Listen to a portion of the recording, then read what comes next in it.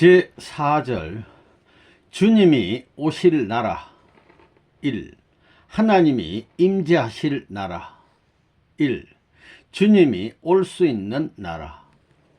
지금 세계에는 수백 교파가 있지요. 수백 교파가 있는 것과 마찬가지로 이 세계에는 수백 국가가 있습니다. 그리하여 거기에서 특정한 국가를 중심 삼고 세계가 하나님의 뜻과 더불어, 국가가 하나님의 뜻과 더불어, 가정이 하나님의 뜻과 더불어, 개인이 하나님의 뜻과 더불어 가도록 하나님의 사랑권내로 유도해 가는 것입니다. 이러한 권을 만들기 위한 것이 민주세계예요. 민주세계. 그러므로 민주세계권 내에서 특정한 나라가 나와야 되는 것입니다. 그 특정한 나라는 기독교를 잘 믿는 나라입니다. 예수님의 사상을 올바로 받은 나라입니다. 그러한 나라 가운데 기독교가 있어야 됩니다. 마치 예수님이 오셨을 때에 이스라엘 나라와 유대교와 같은 입장의 나라가 나와야 합니다. 하나님은 특정한 민족을 대표해 가지고 특정한 교회를 만들기 위해서 수많은 종파로 분열시켜 나오신 것입니다. 그러면 교파가 클수록 좋은 것이냐? 아닙니다. 교파가 작을수록 좋은 것입니다. 나라가 클수록 하나님의 뜻 성사가 가능하냐? 아닙니다. 작을수록 가능할 것입니다. 이스라엘 나라는 강원도만큼밖에 안 됩니다. 내가 이스라엘을 일주하는데 4시간 반, 5시간도 안 걸렸습니다. 그렇게 조그마한 나라입니다. 하루면 소문이 다 날 수 있는 곳입니다. 그렇기 때문에 그런 특정한 나라를 중심 삼고 하나님은 섭리하시는 것입니다. 오랜 기독교 역사를 통해 가지고 터전을 닦은 나라에서는 힘든 것입니다. 왜냐하면 몇천 년 동안 기반을 닦아 나온 유대교 터전에서는 망했기 때문입니다. 그러므로 갑자기 은혜를 받아 가지고 은혜의 불길이 붙은 터전 위에 선 나라이어야 되는 것입니다. 다시 말하면 120년 이상의 기독교 역사를 가진 그런 나라는 주님이 올 수 있는 나라가 못 되는 것입니다. 그렇기 때문에 주님이 올 수 있는 나라가 한국이라고요. 여러분, 지금 기독교에서 몇 년 축하라고 하지요? 한국에 신교가 건너온 지 몇 년째인가요? 100년이 못 될 거라고요. 30년에서부터 60년 단계로 넘어갈 때 기독교는 핍박권 내로 들어가야 합니다. 이때가 외정때예요. 기독교가 핍박을 받아왔기 때문에 한국의 기독교도 국가적인 핍박을 받아야 됩니다. 또 지금까지 기독교가 유린을 당해 왔기 때문에 특정한 나라로서 뜻을 이어받을 수 있는 나라는 압정과 압제를 받는 국가가 되어야 되는 것입니다. 예수님 때 이스라엘 나라가 그랬습니다. 그런 조건에 부합되는 나라가 한국입니다. 그렇기 때문에 한국에 주님이 오신다는 것은 신령한 사람들은 다 알고 있는 사실입니다. 이 하나님이 임재하실 나라. 하나님이 6천년 역사를 이끌어 나오신 목적은 잃어버린 본연의 참 종지 조상을 찾기 위한 것이었습니다. 이것을 우리는 알아야 합니다. 그러면 그분은 어떻게, 어디로 오실 것인가? 어떤 길을 거쳐서 어느 나라로 오실 것인가? 이것이 문제입니다. 미국에 오시면 좋겠지요? 그런데 고생스럽게도 이 한국 땅에 오신다는 겁니다. 하나님은 서글픈 심정을 가지고 간구하는 자들의 기도를 들어주십니다. 잘 먹고 잘 사는 곳에 가게 되면 뻔한 일입니다.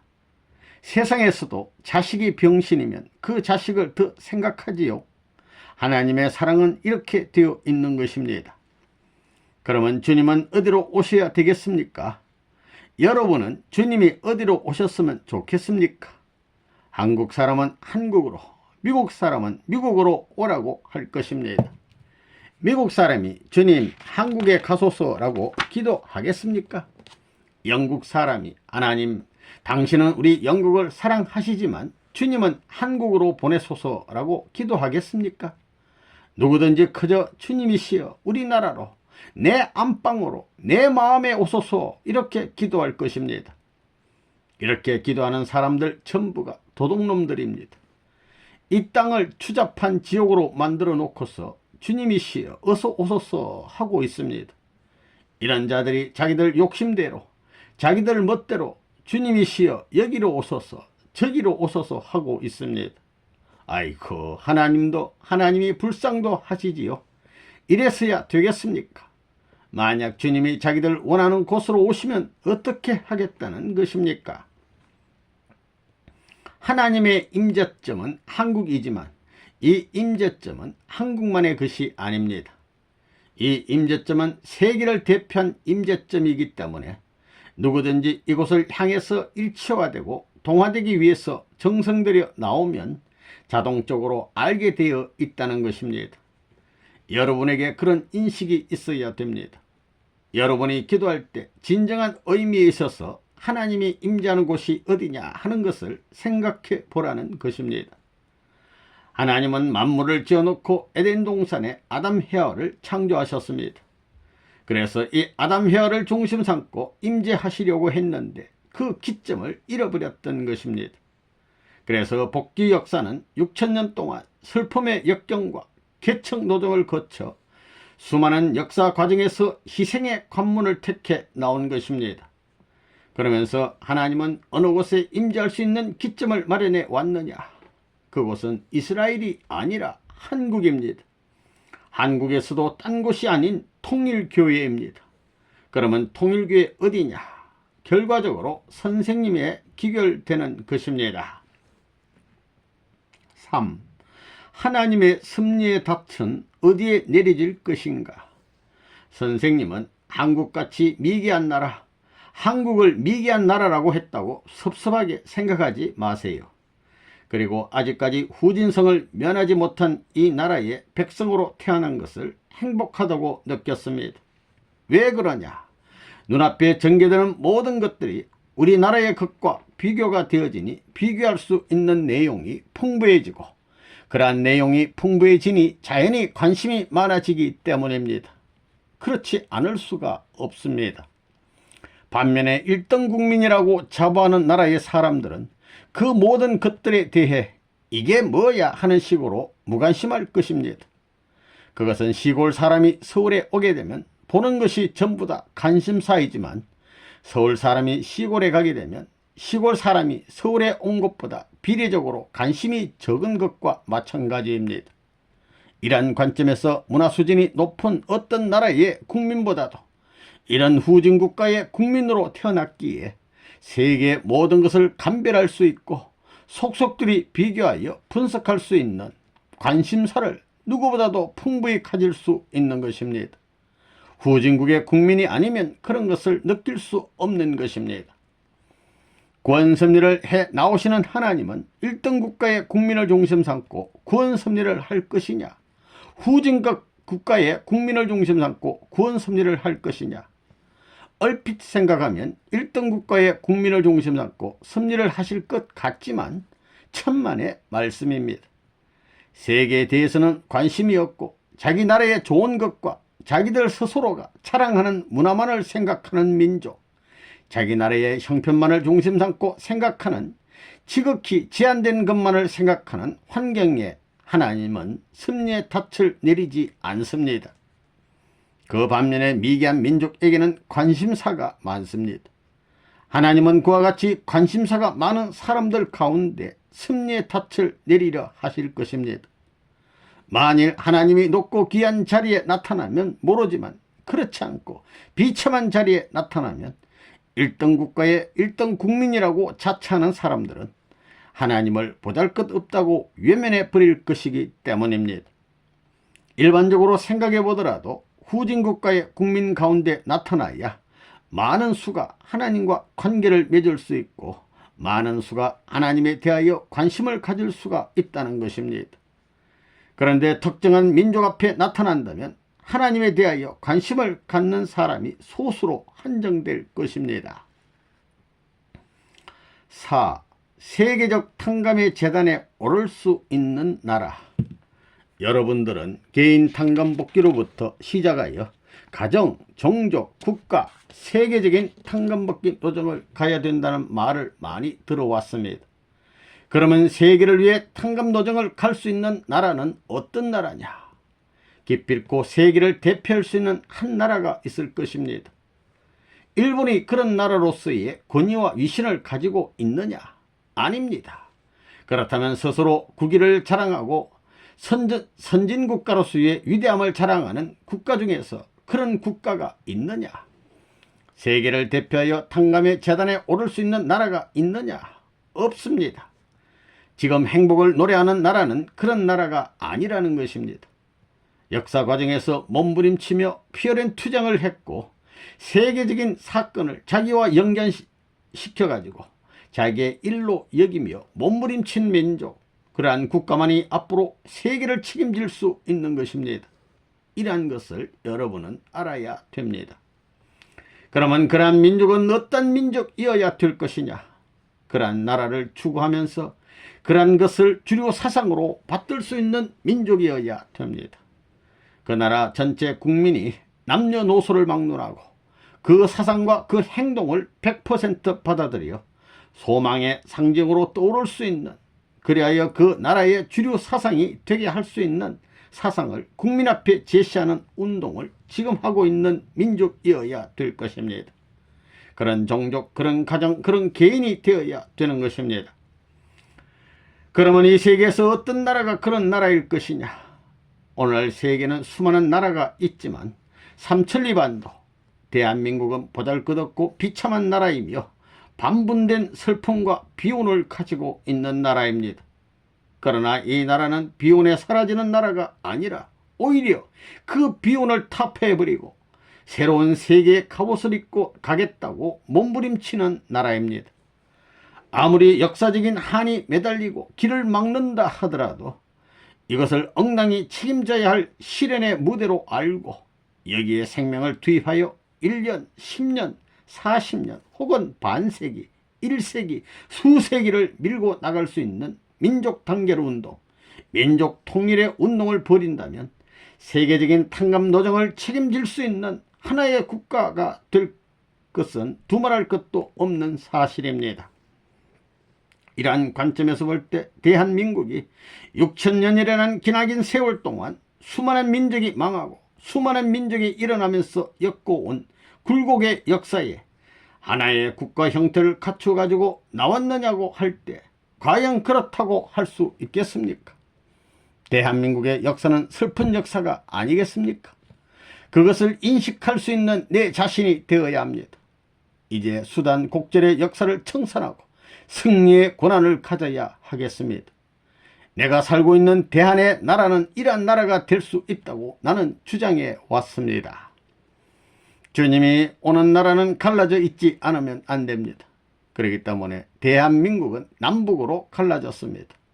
이북은 가인 나라요, 이남은 아벨 나라인 것입니다. 민주세계는 유신권입니다.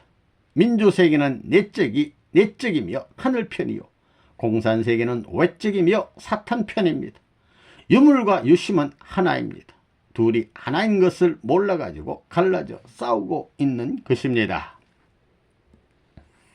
이 하나님의 심정의 대상 국가 1. 비운의 역사를 엮어온 한민족, 한의 민족. 한민족은 비운의 역사를 겪어온 한의 민족입니다. 한국은 오랜 동안 가난했고 주변 강대국들의 막강한 세력의 틈바구니에서 침략과 수모를 당하지 않으면 안 될 운명의 길을 면치 못했었습니다. 한족과 만주족, 몽고족 그리고 일본에게 그러했습니다.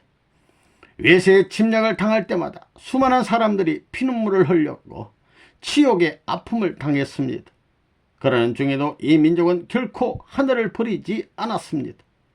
국가의 운명과 더불어 자신들의 비참한 시대적 운명을 숙명처럼 여기면서 하늘을 우러러 정성과 기도의 재단을 쌓아왔던 민족입니다. 그런 한의 역사적 상흔이 오늘날까지 남아져 있고 그러한 조상들의 을이 오늘 우리에게까지 연면이 흐르고 있다는 것을 우리는 생각하지 않을 수 없습니다. 그러한 과정에서 이 민족이 흘린 눈물은 결코 자기만을 위한 눈물이 아니었습니다. 나라와 민족을 위해서 흘린 눈물이었습니다. 더 나아가서 어느 때는 그들과 상대해서 그들보다 더 나은 번영된 나라를 이룩하여 이 나라의 영광이 천추만대에 꽃피워질 그 장래의 한날을 소망하면서 그 한날을 위해 참고 견디면서 그 소망의 성취를 위해 하늘 앞에 기도하며 눈물을 흘렸던 민족이었습니다. 오늘날 우리나라는 어쩌다 미국을 의지하는 나라가 되었습니다만 미국도 완전히 믿을 수 없습니다. 미국뿐만 아니라 자유우방의 그 어느 나라라도 우리가 확실하게 믿을 수가 없습니다. 그렇다면 우리에게 있어서는 아직도 주변 강국의 틈바구니 속에 갇혀있는 이 민족의 앞날에 염려되지 않을 수가 없습니다. 오랜 동안 주변 외세로부터 침략과 핍박을 받아왔던 비혼의 한민족, 그러나 그 순환과 비혼의 역사 속에서도 하늘을 저버리지 않았던 한민족, 이 한민족의 장래는 앞으로 어떻게 전개될 것 같습니까? 아직도 과거의 역사와 하나도 다름없이 강국의 위협 속에 갇힌 이 민족의 살 길이 어디에 있느냐는 것입니다. 나는 여기서 우리 민족이 오직 하늘만을 지성스럽게 우러러 더욱 심각한 눈물을 흘리면서 세계 전 역사시대에 있어 어느 민족도 이루어놓지 못했던 정성과 기도의 재단을 쌓아서 역사시대에 있어서 하늘이 어느 민족보다도 기억하실 수 있는 자리를 굳혀놓는 길만이 이 민족이 살 수 있는 길이라고 생각합니다. 이 길을 취했을 때만이 비로소 하나님이 이 민족을 떳떳하고 당당하게 동정해 줄 수 있고 또 이 민족을 구원해 줄 수 있을 것이며, 그러므로서 이 민족은 번영과 영광의 한날을 꽃피울 수 있는 민족이 되리라고 생각합니다. 대한민국을 두고 볼 때 대한민국에 몇천 년 만에 이 한때가 찾아왔느냐? 5천년, 반만년의 역사를 거쳐서 비로소 이 한때가 찾아온 것임을 여러분은 알아야 되겠습니다. 이 민족은 역사상의 어떤 민족보다도 수고한 민족이요, 어느 민족보다도 약한 민족으로서 아시아의 강국의 틈바귀에서 침략자들의 총칼에 혹은 말바꿈에 쓰러져 그 신음소리가 삼천리반도에 거쳐본 적이 없는 고독한 민족이요 애절한 민족이 아니었던가. 대한민국은 지금까지 5천년 역사를 자랑하고 있지만 자랑할 것이 아무것도 없습니다. 비참의 역사요, 유혈의 역사요, 모략중상의 역사요, 권력을 잡은 자들이 약자를 약탈하는 역사였습니다.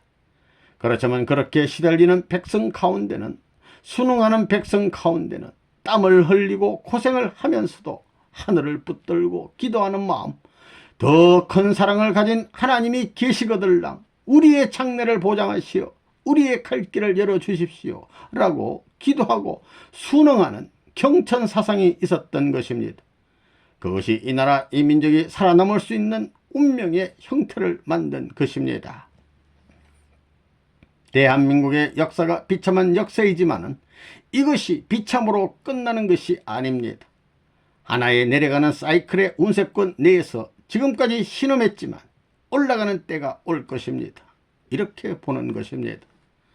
한국의 과거 실정을 보면 전부 가난하고 전부 생활이 어려웠습니다. 그것은 천운이 그렇게 되어 있었기 때문입니다. 그렇지 않으면 비정상입니다. 배를 퉁퉁 내밀고 배장구를 치고 먹고 자기만 생각하고 잘 사는 사람이 있다면 그 사람은 부정한 일을 한 사람입니다. 그런 사람은 불어난 장래 망해요, 박살날 것입니다. 지금은 한국은 하나님의 사랑과 천륜의 법도를 세운 대표적인 기준을 보여주기 위한 자리에서 있다고 선생님은 생각합니다. 그렇기 때문에 한국 실정에 있어서 잘 살고 배를 내밀고 지나치게 잘 사는 사람들은 전부 비정상입니다. 그러면 어떤 것이 정상적이냐? 못 먹고 걱정을 태산같이 하고 오늘을 살았으면 내일 걱정이 가득 차야 합니다. 그것이 지극히 불행한 운명인 것 같지만 그것을 극복하게 되면 지극히 행복해집니다. 과거에 이 민족에게 슬픔이 있었다는 것은 승리의 한날을 맞이하기 위함입니다. 이 승리는 과거에만 연결되는 것이 아니라 현실 무대에 연결시켜야 하는 것입니다. 어떻게 연결시키느냐? 여기에는 혁신적인 새로운 눈높이를 제시해야 합니다. 이것은 미래의 소망의 터전이 되어야 합니다. 이처럼 재현할 수 있는 지점은 과거의 부활이요, 현실의 출발이요, 미래의 기원이 될 것입니다. 이러한 입장에 입각한 여러분 자신이 되기를 바라는 것이 이 민족을 찾아오신 하나님의 뜻입니다. 따라서 통일교회를 세우고 계획하시는 목적이 여기에 있다는 것을 알아야 됩니다. 2. 하나님의 심정의 대상 국가. 이 민족은 반만년의 역사를 자랑하는 배달 민족으로서 지금까지 수없이 침략당해 온 순환의 민족입니다. 그러나 이 민족에게는 역사를 통해 하나님이 동정하실 수 있는 하나님의 심정과 가까운 심정이 깃들어 있습니다.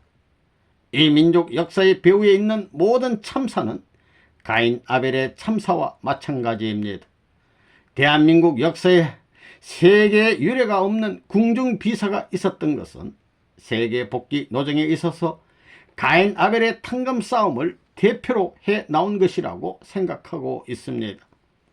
이러한 내용을 중심 삼고 볼 때 우리나라가 승리 역사에 있어서 그 어느 나라보다도 하나님과 가까운 자리에 서 있다는 것을 알 수 있습니다.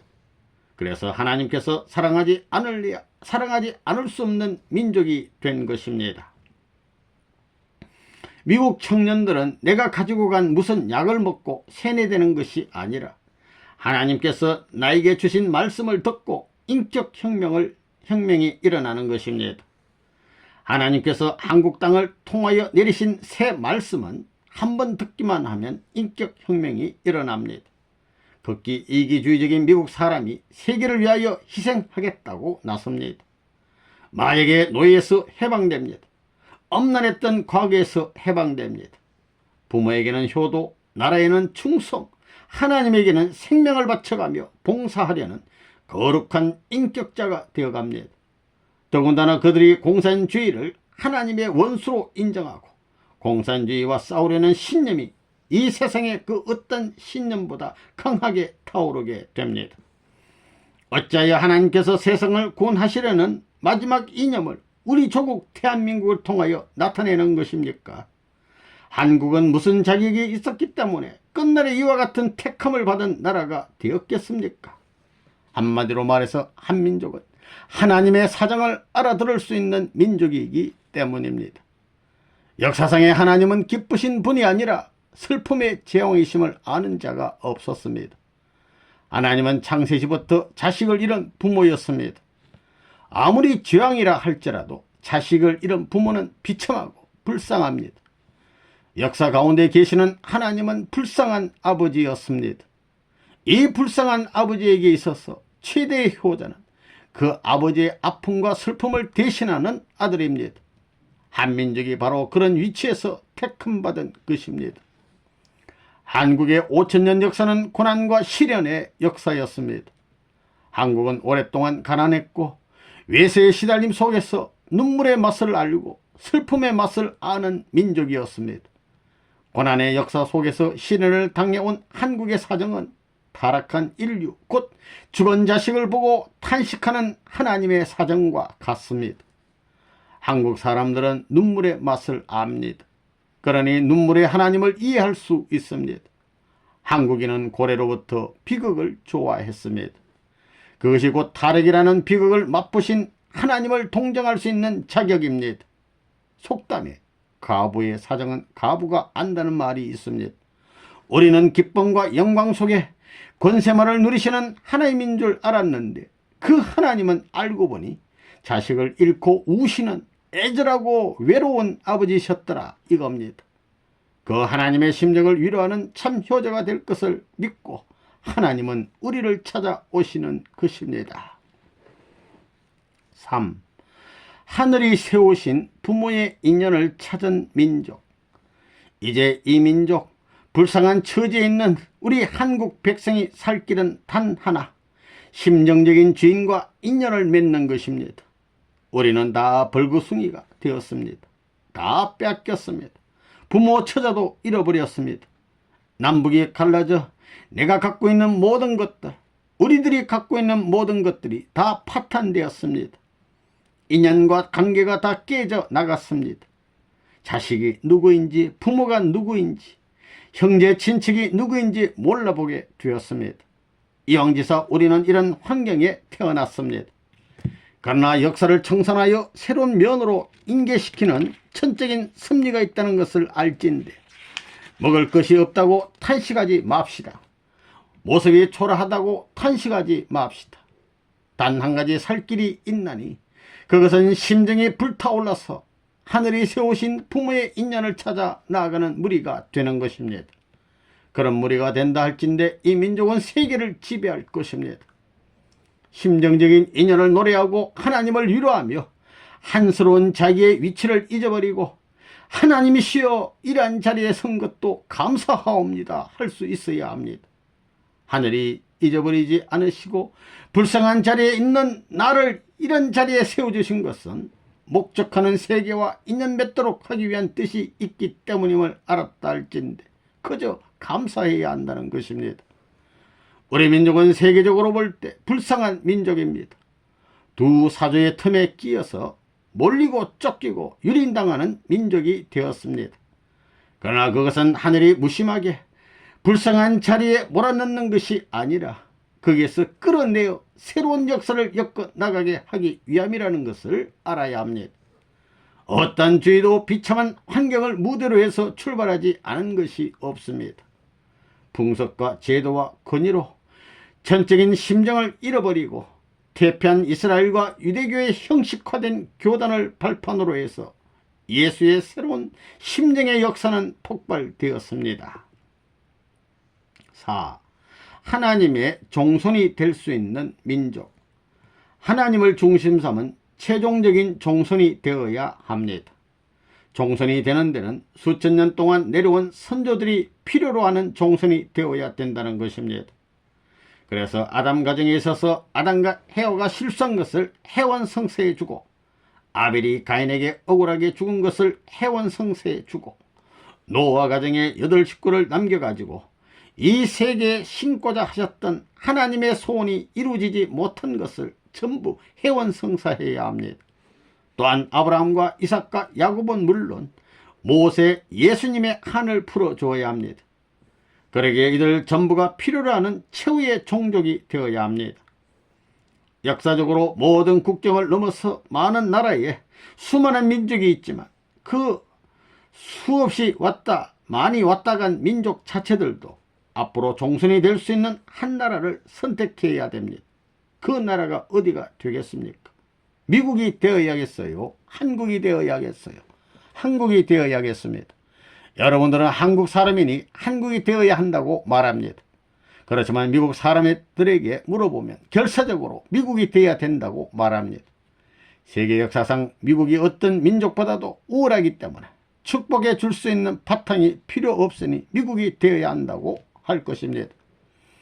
그리고 주장하는 수로 볼 때도 오늘 한국 사람들과 미국 사람들을 비교하면 6대 2입니다. 미국의 기독교 신자는 1억 2천만 정도 됩니다. 하나님께서도 수를 계산하고 있는 것입니다. 앞으로 세계를 구하기 위해서는 실제로 많은 숫자의 사람들이 필요한 것입니다. 하나님께서도 미국과 한국이 같은 입장에 있다면 수적으로 많고 준비된 터전 위에서 일을 이루고 싶은 것이 당연한 이치입니다. 사람도 마찬가지인 것입니다. 그런데 한국이 될 수 있겠습니까? 한국이 한이 많아 한국입니다.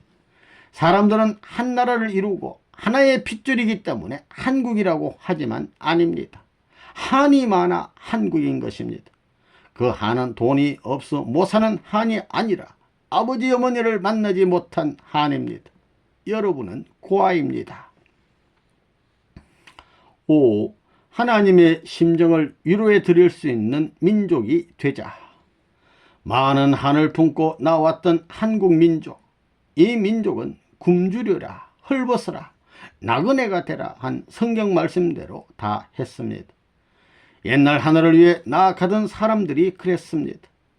이 종말 시기에 세계적인 이스라엘을 건국하시려는 하나님의 뜻이 있다 할진대 이 최후의 시대에 몰림받고 쫓김받는 재물적인 국가가 나타나야 됩니다. 굶주림의 울음소리가 들려야 할 때가 왔습니다. 머물 곳이 없는 나그네의 신세가 된 민족이 나와야 합니다. 지금 우리 민족이 그렇지 않습니까? 우리는 나그네입니다. 그러니까 동량을 하여 먹어야지 별 수 있어요. 굶주리고 병들어 있습니다. 그리고 갇혀 있습니다. 지역적으로 그래요. 천상에 하나님이 계시어 이러한 것을 본다 할진대 시대적인 기온에 따라 이러한 민족을 세계 앞에 하늘의 정병으로 세우실 것입니다. 이러한 운명 앞에 선 3천만 민족은 어떤 모습이 되어야 할 것이뇨. 지극히 작은 자라 할지라도 하나님의 피어린 심정을 붙들고 눈물 흘리며 하나님의 심정과 더불어 움직이는 불쌍한 효자의 모습, 효녀의 모습, 충신의 모습이 되어 하나님이 부담고 통곡할 수 있는 민족이 되어야 합니다. 그렇게 되면 이 민족은 살 길이 있습니다. 여러분 낙심하지 마십시오. 우리가 헐벗은 것은 우리를 위해서가 아니요. 우리가 굶주리는 것도 우리를 위해서가 아니요. 우리가 목마른 입장에 있는 것도 우리를 위해서가 아니요. 나그네가 된 것도 우리를 위해서가 아니었습니다. 병든 것도 우리를 위해서가 아니었습니다. 그것은 세계를 위해서였습니다. 이러한 입장에 있는 이 민족에게 단 하나의 길이 있나니 못 먹는다고 울지 맙시다. 헐벗었다고 울지 맙시다. 병들었다고 한숨 짓지 말고 갇혔다고 낙심하지 맙시다.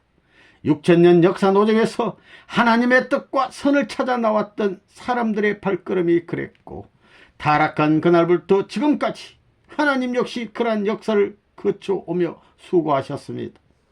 그러니 이 3천만 민족은 6천년 역사 노정 위에 깔린 하나님의 슬픈 발자국을 제거하고 위로해 드릴 수 있는 하나님의 백성이 되어야 하겠습니다. 민족적으로 하나님을 붙들고 우리 아버지의 나라를 위하여 우리 아버지께서 임재하실 수 있는 길을 닦기 위하여 우리 아버지께서 계실 집을 짓기 위하여 우리 아버지께서 행차실 국토를 단정하기 위하여 굶주리며 움직인다면 그 영광이 얼마나 크겠습니까? 굶주리고 목마른 그 사정을 가지고 아버지의 터전을 개척하여야 합니다. 우리가 이루 말할 수 없이 처량한 나그네의 모습일지라도 그 나그네 이상 고통의 길을 걸어 아들, 딸을 찾아오시는 아버지를 염려하며 자기 일신의 처지를 잊어버리고 아버지를 위안하기 위하여 수고하는 무리들이 되어야 하겠습니다. 썩어들어가는 사망세계를 바라보시고 고통스러워하시는 하나님의 심정을 위로해드리고 그 하나님의 아픔과 고통을 들어드릴 수 있는 여러분이 되어야 합니다. 그렇다 할진대는 절대로 망하지 않습니다. 하나님 아버지는 이 민족을 찾아오실 것이로되 그 가운데서도 어떤 자를 찾아오시느냐? 굶주린 자를 찾아오십니다.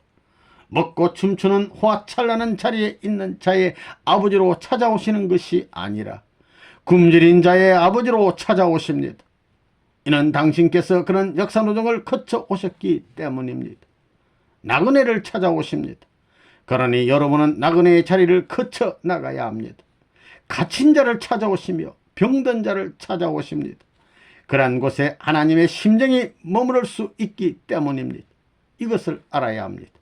본심, 천정, 천심을 중심으로 인류를 갖고 허덕이는 아버지이십니다.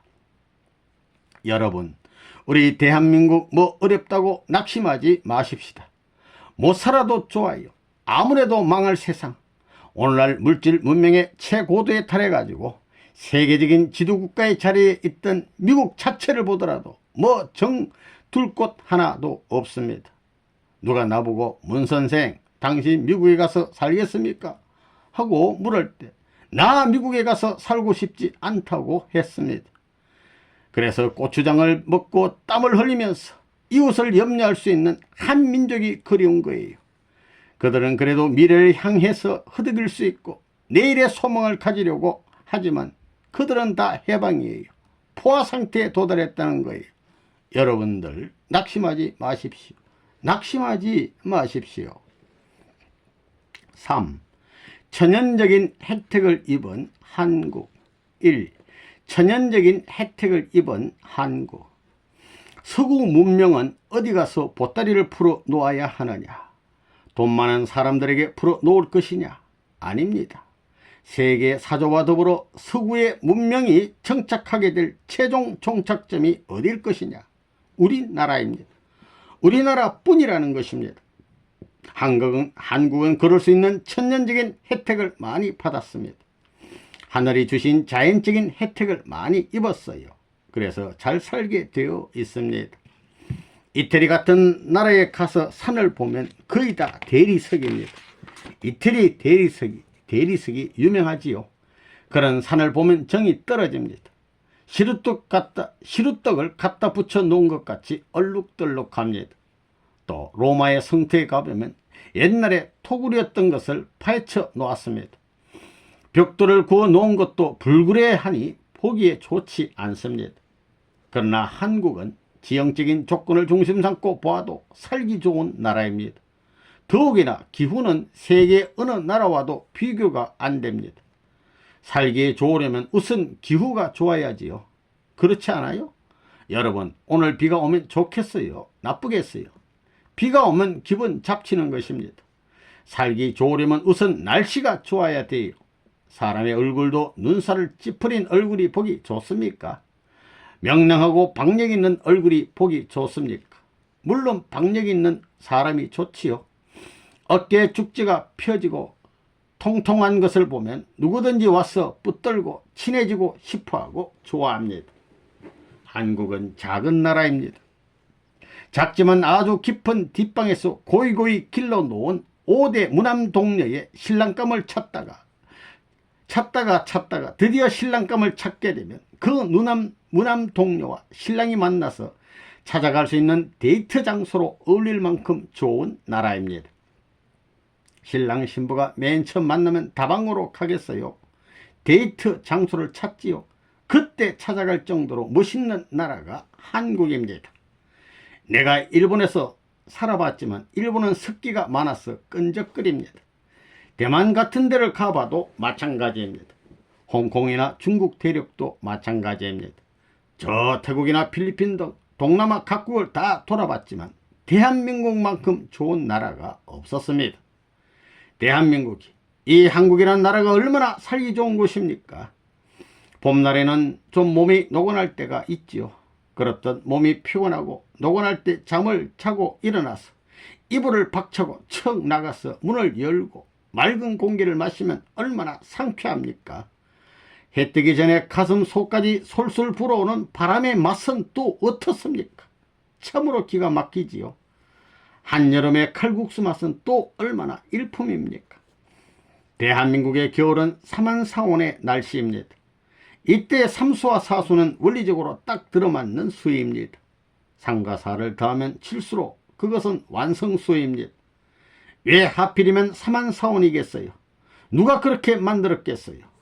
한국은 창조 과정에 있어서 완성수인 칠수를 중심 삼고 돌아간다는 것입니다. 2. 물 좋고 산 좋고 공기 좋은 금수강산. 사람은 물과 흙과 공기와 태양빛으로 생명체를 완성시켜 나가는 것이 철칙입니다. 그러면 앞으로 어떤 나라가 세계 최고의 문화의 중심지가 될 것인고, 물이 맑고 땅이 좋고 공기가 좋은 곳일 것입니다. 그곳이 한국입니다. 한국은 이렇게 물이 좋고 산이 좋은 나라, 다시 말하면 산수가 좋은 나라예요. 그 다음에는 공기가 맑습니다. 밤공기, 아침공기,春夏秋冬 사철 내내 맑습니다. 한국의 하루를 가만히 보면 참 재미있게 되어 있습니다. 아침은 봄절기요, 낮은 여름절기, 저녁은 가을절기요, 밤은 겨울절기입니다. 하루 안에도 창조이상 세계의 사계절형을 모두 갖추고 있습니다. 기후를 보더라도 사만사온의 모든 내용이 고루 갖추어져 있습니다. 이런 곳에 사는 민족은 우연한 민족이겠습니까? 한국에는 어디든지 자연수가 있습니다. 어떤 나라에서는 인공적으로 파이프를 만들어 가지고 그 관을 통해 물을 길어다 먹는다는데, 한국은 그럴 필요가 없습니다. 수도고 뭐고 다 필요 없어요. 자연이 만들어 놓은, 하나님의 조화로 만들어 놓은 수도가 어디든지 잘 장치되어 있습니다. 어디 가든지 물을 마시고 싶으면 턱 엎드려서 꿀거덕 꿀거덕 마시면 되는 것입니다. 사람에게는 공기 좋고 물 좋으면 그만입니다. 사람의 건강에 있어서 제일 중요한 세 요소가 무엇입니까? 첫째는 공기요, 둘째는 물이요, 셋째는 흙입니다. 이 세 가지밖에 없어요. 공기 좋고 물 좋고 산 좋으면 그뿐이에요. 산수갑산이라는 말이 있지요. 평안도 사람들에게는 좋은 피난처였습니다. 평안도 사람이 도망가서 살기에는 제일 안전한 곳이었어요. 여러분들은 어디 가서 놀 때 사막 같은 모래판에서 놉니까? 그런 데서 놀다가는 3시간만 지나면 노곤해져서 쓰러지게 됩니다. 그래서 사람들은 뒤로는 자연을 두고 물 좋고 공기 좋은 데를 찾아가려 하는 것입니다. 그리고 교회 가서 밥을 먹으면 반찬이 왜 그렇게 맛이 없는지 모릅니다.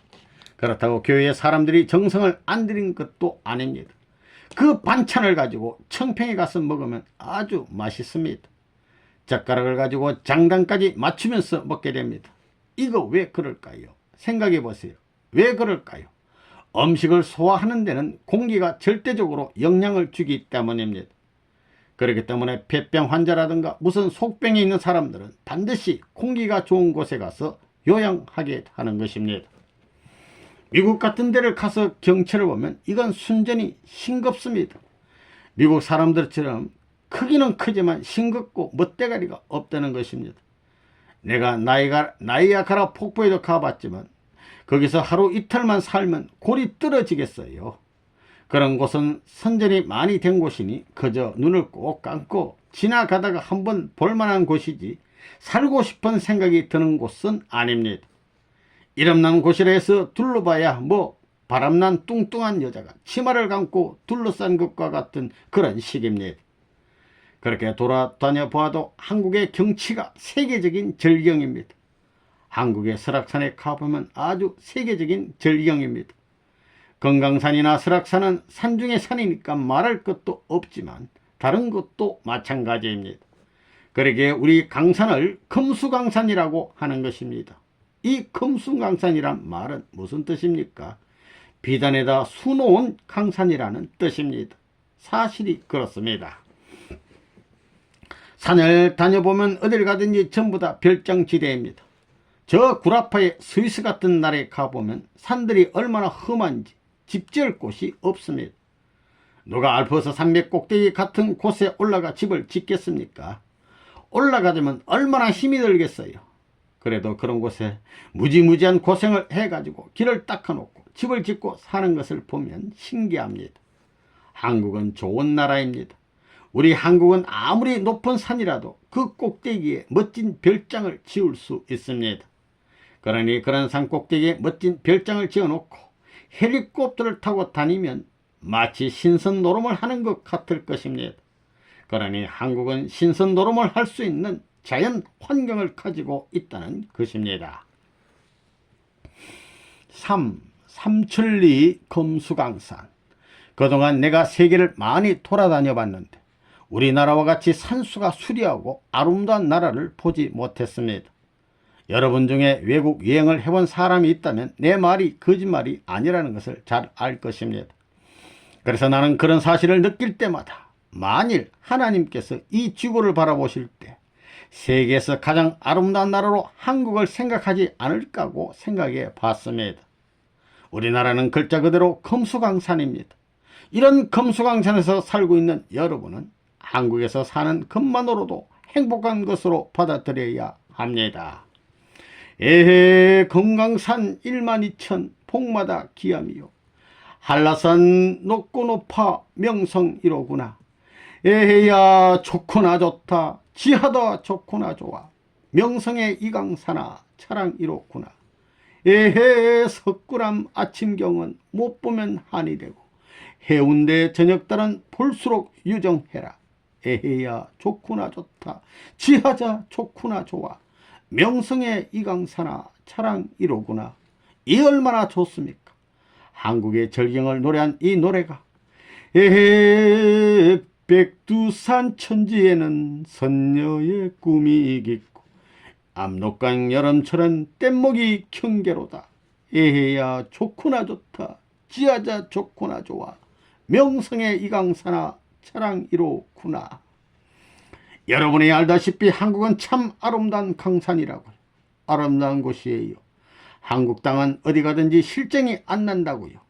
미국 같은 나라는 실정이 난다고요. 그저 벌판이면 끝없이 벌판이고 사막이면 끝없이 사막이에요. 뭐 언덕바지 하나 없다고요. 그걸 보면 한국이 얼마나 아름다운지. 골목 가면 갈수록 전부 다 모양이 달라서 실정이 안 난다고요. 그러한 검수강산, 아름다운 강산도 강산이지만 그 가운데서 이곳이 제일 좋기 때문에 선생님이 좋아하는 것입니다. 사람의 몸의 수분이 몇 분의 몇이라고? 10분의 7요. 4분의 3이라고요. 사람은 물주문이라고요. 그렇기 때문에 사람은 좋은 물을 마셔야 돼요. 더더구나 여기는 물이 참 좋다고요. 물만 있어가지고는 안 돼요. 공기와 통해야 된다고요. 공기와 물이 통해서 조화를 이루어야 건강해요. 선생님이 세계 많은 나라를 다녀봤지만 한국이 참 아름다운 나라라고요. 여러분들은 한국에 태어난 것을 후회하고 딴 나라에 태어났으면 좋겠다고 생각했는지 모르지만 그게 아니라고요. 한국은 참 아름다운 나라라고요. 전국을 다녀보지 않았지. 다녀보면 참 아름다운 산이 있고 시냇물이 흐르는 곳이면 어디 가든지 마실 수 있어요. 그런 나라가 별로 없다고요. 여러분들은 한국에 태어난 걸 자랑으로 알아야 된다고요. 그런 걸 알아요. 여러분들도 들어봤겠구만.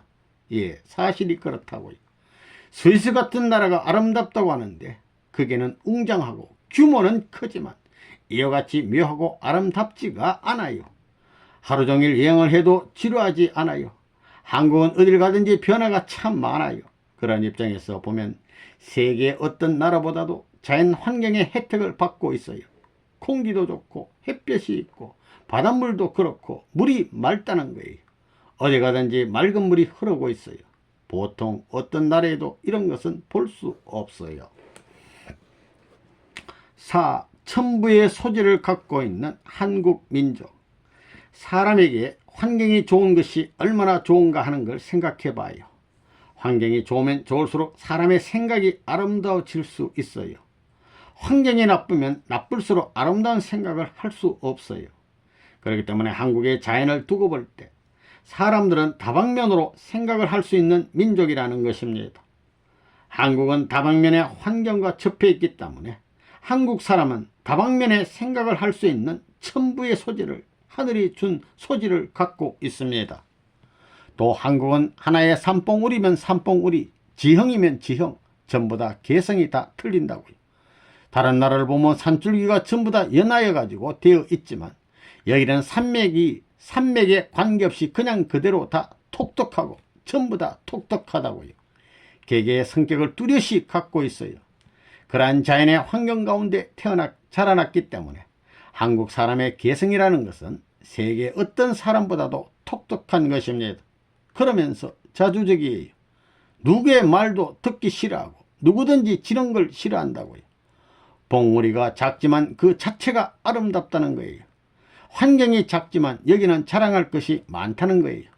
물을 봐도 맑은 물이고 봉우리를 봐도 맑은 봉우리고 공기를 봐도 맑은 공기고 그 다음엔 벌레를 봐도 그 지방마다의 톡톡한 것을 가지고 자랑할 수 있는 환경, 즉 여건을 갖고 있기 때문에 그 환경에서 태어난 한국 사람은 특성이 톡톡합니다.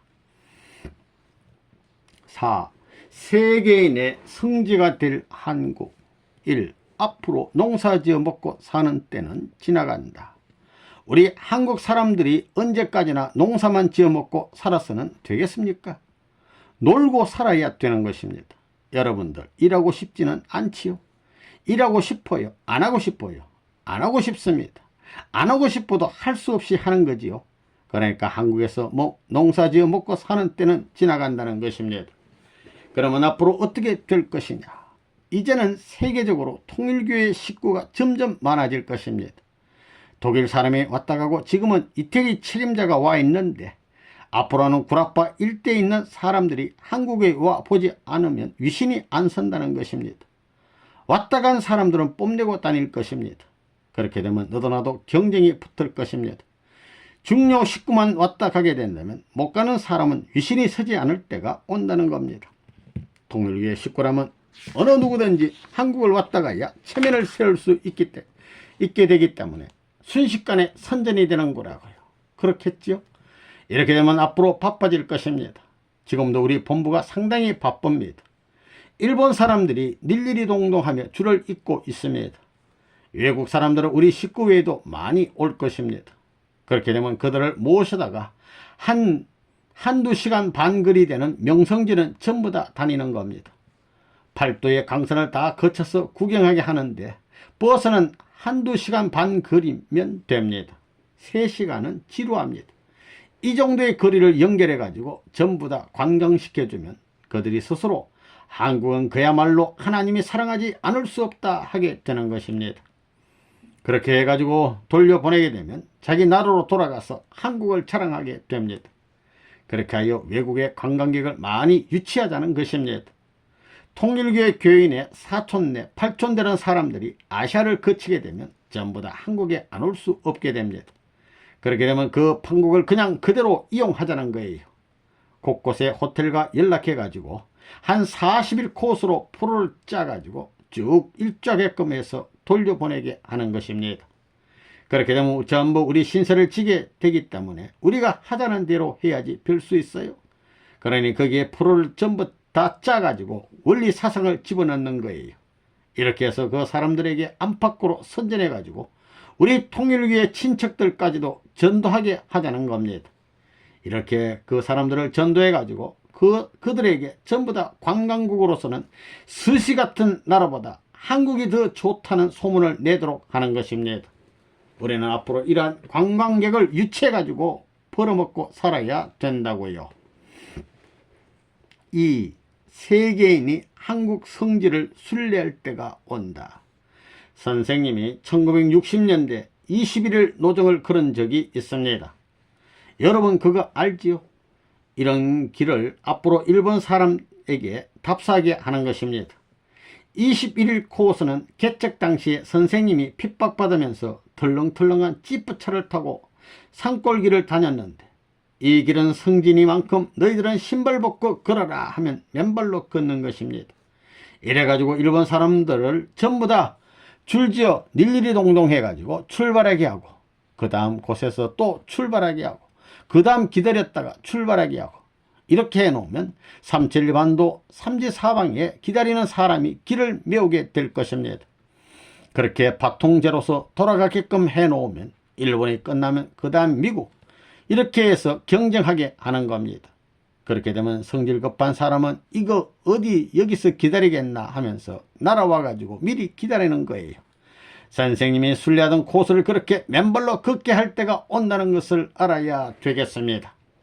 여러분이 지금 그 길을 다닐 때 신발을 벗지 않고 걸어 다니는 것을 고맙게 생각해야 되는 거예요. 앞으로 그런 때가 온다는 것입니다. 두고 보세요.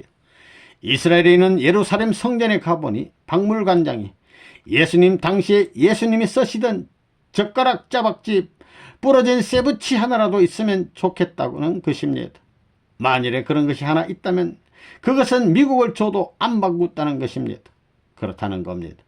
예루살렘에 가보면 우습습니다. 성경 66권의 내용이 시온 성인이 다윗 성인이 하는 것이 예루살렘 안팎 20리 가운데 다 들어있습니다. 아주 형편이 없다는 것입니다.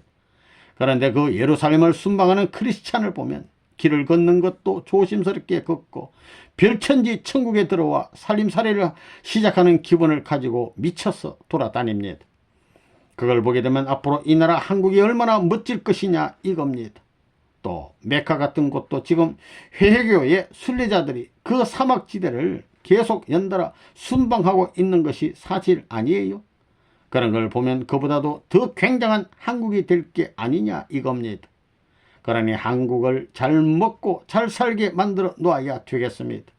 그러려니 관광지를 만들어야 되겠습니다. 선생님이 이스라엘 나라를 돌아다녀 보니까 아주 황량한 곳이었습니다. 좋긴 뭐가 좋아요.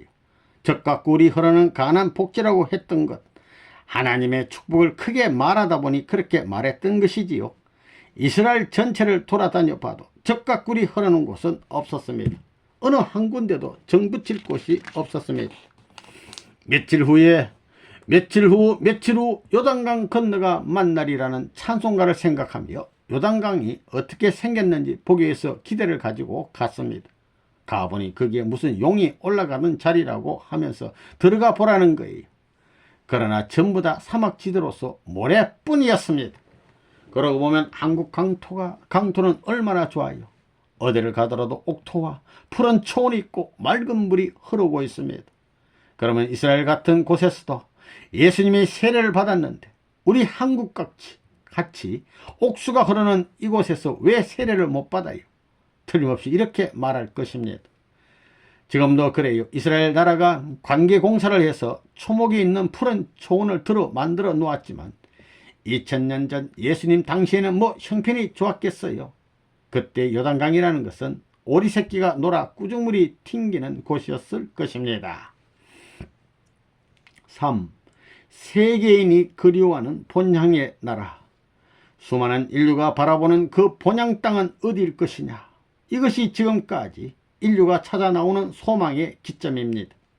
만일 한국이 세계인이 바라는 본향의 나라요, 한국 땅이 세계인이 바라는 본향 땅이라면 이 한국이라는 나라는 지극히 행복한 나라가 될 것입니다.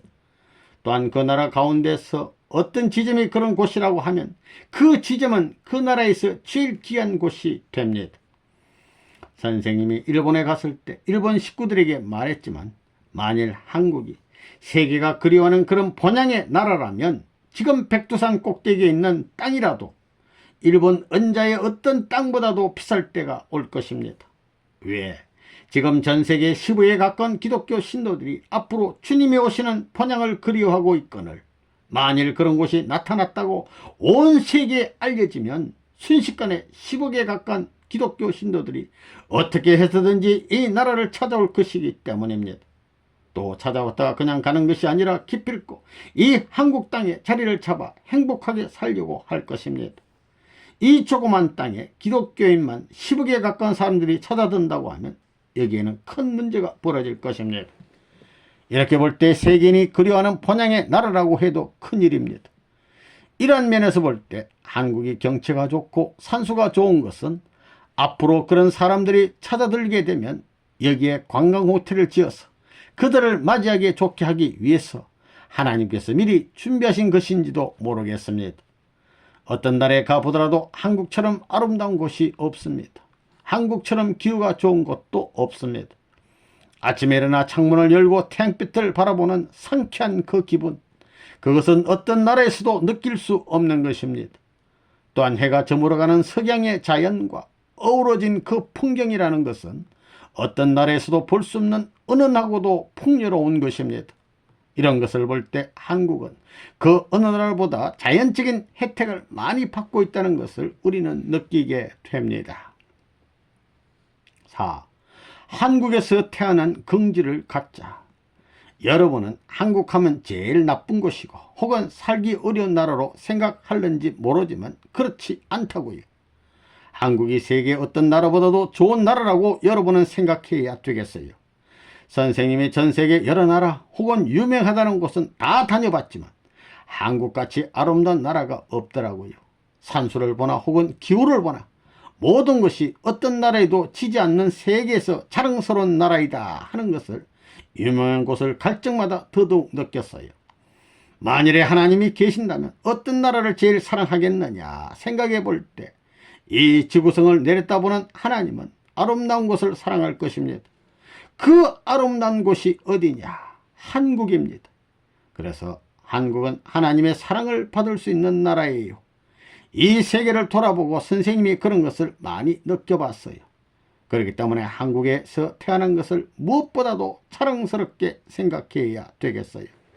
그렇기 때문에 한국은 앞으로 하나님의 보호를 받는 데 있어서 세계 어떤 나라 앞에도 지지 않는 자랑스러운 나라가 될 것이다 하는 소망을 더욱 갖게 되었어요. 무엇으로 봐도 한국은 앞으로 세계적으로 이름이 날 수 있는 나라가 될 것이다 하는 것입니다. 이것은 지리적으로 봐도 그렇고 아시아 전체 지역적으로 보더라도 반도로서 아름다운 곳이에요. 해산물로도 빠지지 않고 모든 광물로도, 그리고 앞으로 발견되지 않는 포화가 많이 날 거라고 보고 있다고요. 산수가 아름답고 산천의 풍광이 아름답고 하나님이 사랑할 수 있는 그런 지역이라면 반드시 이곳에는 세계의 이름이 날 수 있는 무한한 보물도 날 거라고 보고 있는 거예요. 그러니만큼 우리는 한국에 태어난 긍지를 갖고 자랑해야 되겠어요. 지금 한국 사람들은 생각하기를 젊은 애들은 전부 다 미국 가면 수가 난다고 생각하지만 천만에요. 미국이라는 나라는 참 무정하고 매정한 나라예요. 그걸 알아야 된다고요. 부자 나라는 부자 나라이지만 돈을 허술하게 쓸 줄 모르는 나라예요. 전부 다 컴퓨터 데이터에 의해 가지고 쓴다고요. 일전 한 푼도 용수가 없다고요. 알겠어요? 그런 사회라고요. 여기서 이민간 사람들이 총괄적으로 내리는 평이 이렇다는 거예요. 아이고, 한국서 이와 같이 이랬으면 잘 살걸. 그게 결론이라고요. 그건 뭐냐면 모든 것이 분과 조절이 되어 있기 때문에 어떤 분야에 들어가면 8시간 동안은 완전히 거기에 부속품 노릇해야 돼요. 알겠어요? 부속품 노릇 안 하면 직장에서 반드시 쫓겨난다고요. 한국같이 뭐 이랬다가는 그걸 보면 세계에서 제일 살기 좋고 세계에서 제일 인심 좋고 조금 복잡하고 조금 말은 많지만 말이에요. 제일 좋은 나라가 어떤 나라냐 하면 어떤 나라요? 대한민국. 한이 많은 한국이 아니라 한을 풀어준다고 할 수 있는 한국이라고 생각하면 좋다는 거예요. 한국이 좋다고요.